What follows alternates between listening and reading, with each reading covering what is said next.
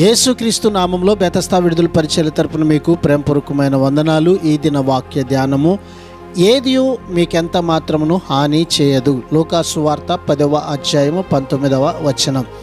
యేసు ప్రభులు వారు వారికి పాముల మీద, తేళ్ల మీద, పాములు తేళ్ల వంటి దెయ్యముల మీద అధికారం ఇచ్చాడు.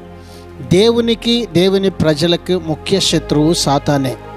ఈ శత్రువును ప్రభు అయినటువంటి యేసుక్రీస్తు వారు శిలువ మరణము ద్వారా, అలాగే పునరుద్ధానుడై లేవడము ద్వారా ఆ శత్రువుని జయించాడు.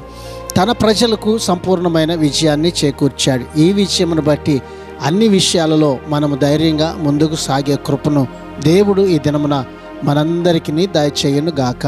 ప్రార్థన. మహాపరిశుద్ధుడా, మహోన్నతుడా, జీవము కలిగిన మా మంచి యేసయ్య, నీ మహాకృపను బట్టి ప్రేమించి మరొక నూతన దినాన్ని మాకు ఇచ్చినందుకు నీకు వందనాలు, స్తోత్రాలు చెల్లిస్తూ, నీ మరణము ద్వారా అలాగే పునరుద్ధానము ద్వారా మాకిచ్చిన సర్వ అధికారాన్ని బట్టి ప్రభువా, ఈ లోకంలో మీ పక్షంగా ధైర్యంగా జీవించే కృపను మాకు అందరికీ దయచేయమని యేసు ప్రశస్త నామంలో ప్రార్థించి అడిగి వేడుకుంటున్నాము తండ్రి.